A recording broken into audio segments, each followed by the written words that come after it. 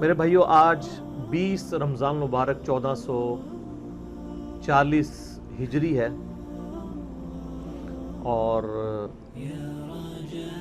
3 دن پہلے 17 رمضان مبارک گزرا، جو کہ غزوہ بدر کے شہداء کی ایک یاد کا دن ہے۔ اسلام میں یعنی پہلا مارکہ جو کفر و اسلام کا ہوا وہ غزوہ بدر تھا۔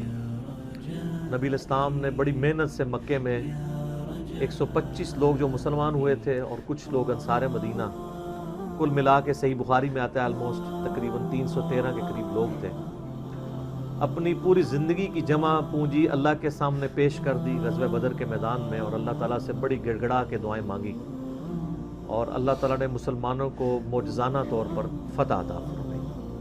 اور یہ اسلام کی پہلی فتح مستقبل میں 17 سال کے اندر بالآخر قادسیہ اور یرموک تک جانے والی تھی۔ اس وقت تو کسی نے سوچا نہیں تھا کہ 17 سال میں تینوں براعظموں میں اسلام کی دعوت پہنچ جائے گی، اس قتال اور جہاد کی برکت سے، جس کا باقاعدہ ایک سمبل کے طور پہ غزوہ بدر کو مانا جاتا ہے۔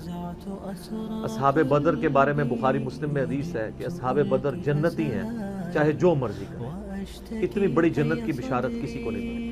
اسی طریقے سے صحیح بخاری اور مسلم میں آتا ہے، حضرت جبرائیل علیہ السلام نے نبی علیہ السلام سے پوچھا کہ آپ اپنے اصحاب میں سب سے افضل کنہیں سمجھتے ہیں؟ تو آپ علیہ السلام فرمایا کہ میرے وہ اصحاب جو بدر میں میرے ساتھ تھے۔ تو انہوں نے کہا ہم فرشتوں میں بھی، فرشتوں کے بڑے فرشتوں کے بعد سب سے افضل فرشتے وہ مانے جاتے ہیں جو غزوہ بدر میں شامل ہوئے نبی علیہ السلام کے ساتھ۔ تو اللہ تعالیٰ غزوہ بدر کے شہداء پہ کروڑوں رحمتیں نازل فرمائے، ان غازیوں پہ کروڑوں رحمتیں نازل فرمائے جن کی قربانیوں کا نتیجہ آج اسلام کی دولت ہم تک پہنچی ہے الحمدللہ۔ اور تیسرا، کل 21 رمضان مبارک سیدنا مولا علی رضی اللہ تعالی عنہ علیہ السلام کا یوم شہادت بھی ہے۔ اور غزوہ بدر کا اگر ذکر ہو تو مولا علی کا ذکر نہ ہو تو زیادتی والی بات ہے۔ 70 سردار غزوہ بدر میں کافروں کے قتل ہوئے، جس میں سے 24 سردار مولا علی کے ہاتھوں واصل جہنم ہوئے۔ سیدنا علی کی اسلام کے لیے بہت کنٹریبیوشنز ہیں، گھنٹوں بولا جا سکتا ہے۔ اس کے اوپر میری کی ایک ویڈیو کلپس بھی موجود ہے۔ المستدرک للحاکم میں صحیح سند کے ساتھ امام احمد بن حنبل کا قول ہے کہ ہم تک جتنی بھی حدیثیں نبی علیہ السلام کی پہنچی ہیں، کسی بھی شخصیت کی شان میں اتنی حدیثیں نہیں ہیں جتنی مولا علی کی شان میں۔ صحیح مسلم میں حدیث ہے، علی سے محبت نہیں رکھے گا مگر مؤمن، علی سے بغض نہیں رکھے گا مگر منافق۔ بخاری اور مسلم دونوں میں حدیث ہے، علی کی میرے ساتھ وہی نسبت ہے جو ہارون کی موسیٰ کے ساتھ، مگر میرے بعد کوئی نبی نہیں۔ بخاری اور مسلم دونوں میں حدیث ہے، کل میں اس شخص کے ہاتھ میں جھنڈا دوں گا جس سے اللہ اور اس کا رسول محبت کرتے ہیں، اللہ اور اس کا رسول اس سے محبت کرتے ہیں، وہ اللہ اور اس کے رسول سے محبت کرتا ہے، اور اللہ اور اس کے رسول اس سے محبت کرتے ہیں، اس سے بھی بڑی بات۔ صحابہ کہتے ہیں ہمیں پوری رات نیند نہیں آئی کہ وہ خوش نصیب کون ہے۔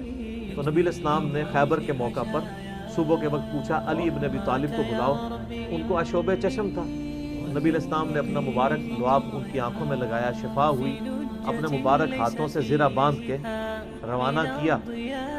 کئی ہفتوں سے جو خیبر کی فتح نہیں ہو رہی تھی، اللہ تعالیٰ نے مولا علی کے ہاتھوں مسلمانوں کو فتح دی، اور مرہب کا بھی قتل ہوا۔ صحیح مسلم میں ڈیٹیل حدیث آتی ہے کہ مرہب کو قتل کیا، اور وہ بہت بڑا جنگجو تھا، اس کے مقابلے پہ کوئی نہیں آتا تھا۔ پھر غزوہ خندق کے موقع پہ بھی آپ کو پتہ ہے، یعنی پوری زندگی ان کی بچپنے سے لے کے شہادت تک اسلام کے لیے قربانیاں ہی قربانیاں، نہ ختم ہونے والا ٹاپک ہے۔ تو اللہ تعالیٰ مولا علی رضی اللہ تعالیٰ عنہ پر کروڑوں رحمتیں نازل فرمائے، اور انہوں نے اسلام کی خاطر جو کچھ کنٹریبیوٹ کیا ہے، اللہ تبارک و تعالیٰ اس کا بہتر نعم البدل ان کو عطا فرمائے، یقیناً ملنے والا ہے، اس میں تو کوئی شک ہی نہیں ہے۔